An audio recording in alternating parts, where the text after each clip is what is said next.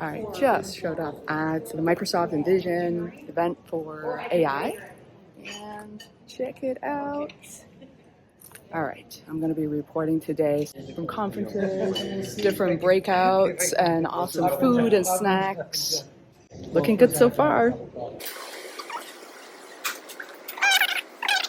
This setup makes it really easy to navigate because you can just come into the breakout section and then see exactly what is going on. Well, because Microsoft decided not to share any recordings from the session, I'm here revealing some of my favorite slides and presenters. So let's start with the first one, Accelerate Impact with AI-powered low-code and no-code tools. Let's get started. For our low-code toolset at Microsoft. We've got Ben Walters sitting in the front. He's going to hop up and do some demos in a moment. The session is going to be kind of a split between giving you a little bit of context of why low-code is important, or why we think it's important, and then we're going to talk and do several demos on our AI capabilities. So we're going to show you some of the really cool Copilot stuff that we've got across all of the low-code platform. So we can start at the start about why is low-code a thing? Like, why is it important? And these two numbers tell a fairly strong story. They're IDC numbers from some research about a year ago. And they predict over the next couple of years there's going to be 500 million new applications built. That's more than the last 40 years combined. And my conversations with customers, with anybody in IT, nobody's telling me that they're getting less work. Nobody's telling me that their app backlog is shrinking. We're all trying to find ways to do more with what we've got, and low-code plays a really key role in that. All right, let's start with some of my favorite slides. I actually like Richard Riley's approach to these sometimes one-word slides and also these infographics. I realized people were basically picking up their cameras to capture as much as possible. You can see that these, single double-digit percentages, and in this one composed with 1,000 data connectors, and low-code has a Copilot sort of thing. It's very visual and actually helps me understand the power of it. But in a moment, you're going to see how they demonstrate everything in real time too. Copilot. You'll see this kind of theme come through as we go through each of the different products. But this is the Power Apps prompt, and this is really where I start my journey. And what I want to do is I'm going to use natural language here. I'm going to say I want to create an app to manage my fleet of vehicles. As Richard said, I work for Contoso Electronics. We have a number of retail stores, and we have this fleet of vehicles that we use to move stock around. And so I just want to build an app to manage that. So all I do is type that in, and then I hit go. Now, Copilot's going to be by my side all the way through this process. And the first step in this process is to actually go and get some data together. And so what Copilot's doing right now is it's working on a base data schema for me to use to be able to actually build out this application. Now, nothing's been created yet. All I have is a schema sitting in memory. But what that means is that I can work with Copilot and continue to figure out what I want to do with this. But if we zoom in here, you can see it didn't just build a schema for me. It also included sample data that is in the context of the app I'm creating. I didn't give it any more information other than I was creating a vehicle fleet management app. Now, admittedly, I quite like the fact that it thinks my delivery vehicles are Mustangs, Camaros, and Challengers, but that's okay. If we scroll across, there is a whole bunch of other data in here as well. It's made of putting things like the year, color, mileage, whether that vehicle is available. It's put an owner in there, which I actually don't really need. So what I'm going to do is I'm going to continue to work with Copilot over here on the right, and I'm going to say, let's remove that column. I'm just going to say remove the owner column. And if I can told you columns that I should also think about putting in this data structure. And what it's going to do is go off and come back with a list of things that I could maybe also include within this data set. So things like a make, a VIN number, a license plate, a location. And all I have to do is click on these buttons to get those new columns added to my data schema. And what it does is provides all of that scaffolding that you would usually build into applications, but behind the scenes for me. So things like auditing and security and all of that type of functionality exists for me as an end user. Now, once it's done that and it's applied that into Dataverse, it goes ahead and builds the application. And there we go. I have an application. It's up, it's ready to go. And the beauty about this application is it is fully functional and I haven't written a single line of code. In fact, if I come over here and run this application, I can navigate through, I have the ability to go through and edit records, I can go and make changes, I can delete records, I have the ability to add new records as well. So all of that base functionality that I need for my application is done. I don't have to write anything, I don't have to change anything. In a phone format, Maybe this person is actually using a tablet, they're using an iPad. Again, I can go and recheck what that looks like. I can rotate that iPad and see exactly how responsive that application will be, all within the browser. And all I've had to do is put in a couple of terms and say what it is I wanted to do, and Copilot has taken care of the rest for me. So in under 5 minutes, I've managed to build an application that is now ready for me to go publish and have people be able to go and use within my business to be able to update their fleet and manage that. And so with that, back to you, Richard. That's awesome. Thank you, Ben. I get an email about a new car being delivered. And so what I want to do is actually use Power Automate to take that email, add a row to my new application that I just created, and then alert someone that they need to do something about that. So I've got here is my Power Automate studio, and you can see again that same Copilot experience that I had within Power Apps. And again, I can just come into here and describe what it is that I want to be able to do within my flow. So you can see it, natural language here, when an email arrives, add a row to Dataverse, and then send a Teams message. It's a pretty simple flow, but what I'm going to do is let Copilot go and generate that for me. And so what it's doing as I click generate is it's actually looking at the terms and what's in there, and it's starting to build out what are the triggers and what are the actions that need to happen within that workflow. And you can see it actually lists those out for me on what a suggested workflow is. So I can say, cool, I'm happy with that trigger, I'm happy with the actions, I'm going to go ahead and hit next. Now, as it steps me through this process, I need to make sure that I've got connections to all those services on the back end, so it goes and checks those for me. And then I go ahead and click Create Flow. And there's my flow built out. Not quite ready to publish yet, but it's up and I can now start to work through this. Now, I realized I just got to this point, and there's one thing I forgot. I don't want this firing on every single email that comes through. So I actually need to go and tweak this a little bit. Now, Copilot's still with me. You can see Copilot's on the right-hand side there. And in fact, I'm going to go and modify this flow. And what I want to do is I'm going to say, you know what, let's add a branch that checks the email subject and make sure that that subject equals new vehicle delivery. So let's go and do that and see what Copilot has to do with that. And at this point, again, it's now looking at the flow I have, it's looking at what I've asked it to do, and it's going to go and update my flow for me to include those actions. So you see in that, it's gone and added a condition for me, and normally what I would end up doing is coming into this condition and editing what I want that to do. But you can see it's also been smart enough over here to take that information and map out all of those settings that I need to make that condition work. All right, there's my message, which is awesome, and there's my flow. So you can see that actually went through. I can see the path my flow's taken, and if I open up Teams, there's that message from Power Automate that's coming through to tell me that I've got a new vehicle that's being delivered. I need to go to the fleet management app to update that. And so that's how with Copilot, and as Richard said, all of these pieces of the Power Platform are made to work together.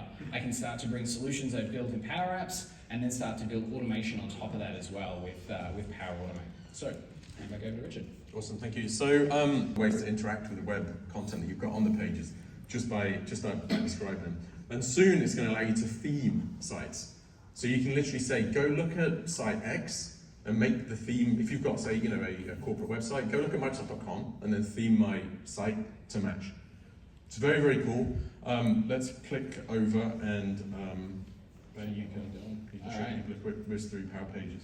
I can do that. So we have a Power Pages website here for Contoso Electronics. I have pre-done something here, just to let you know. If we look over here at Copilot, I actually sent a message up to Copilot earlier to say, hey, can you add a page about our CEO? So we want an About CEO page.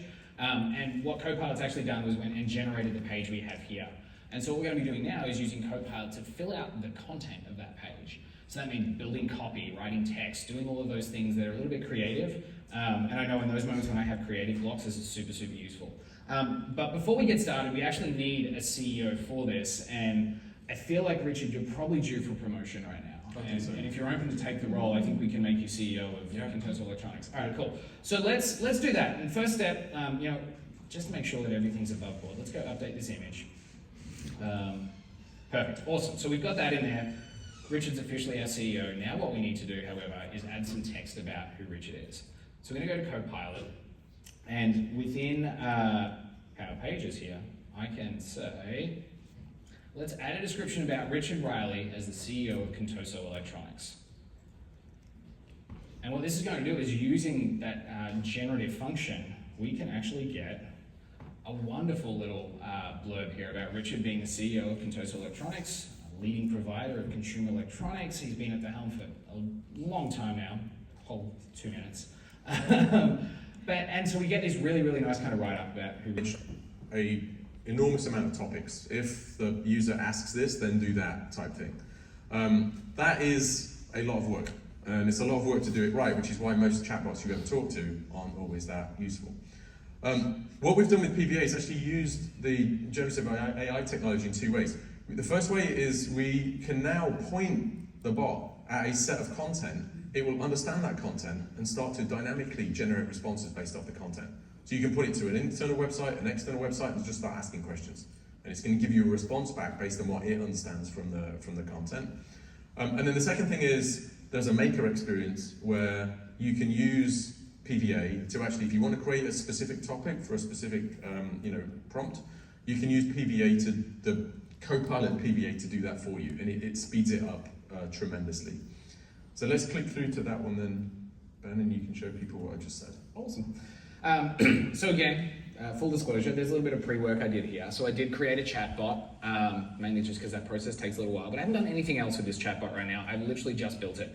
And in fact, there are no real topics set up other than the basic topics that we have out of the box. You know, it knows how to say hello, goodbye, and some basic kind of stuff. It doesn't really know how to do anything else. In fact, if I come in here right now and I ask this chatbot in my test window, not that question, I want to run that. If I go and ask it, what is a Surface laptop? Chatbot's going to do what we expect it to. It's going to come back and go, I have no idea what you're talking about. Can you try rephrasing? Which is not going to help because it doesn't know what a Surface laptop is, and I don't have any topics set up for that. Now, this chatbot that I'm building for Contoso Electronics is an internal tool that we can use for people to look up details on products that we sell, or even internal policy documents. So what I'm going to do is, if I go into Get Started with Generative AI capabilities, I can come into here and start to add websites that we can use to help answer those questions. So what we're actually doing in that little process there, aside from me making sure I had the right website in there and everything else was working, was the PVA chatbot actually gets that response or gets that question of what is the Surface laptop. It assesses that against back to give me details on what a Surface laptop is. And in addition to that, as the end user, I can see where that's come from as well. So I always have references that I've tied back to, so I know exactly where that information is being pulled from. So really, really useful way for me to be able to broaden what my chatbot can do, and really start to broaden what the type of input it can take. Now, we saw that with an external website. I can do the same thing with an internal website as well. In fact, I have here our human resources website where we store all of our policy documents within Contoso Electronics. And this takes a little bit more work to set up, but that's okay. We're going to go and hit save there and come down to our settings. We're going to make sure that our security is configured correctly so that we can authenticate against our internal source of information. We'll hit save. And then we'll go and publish that out.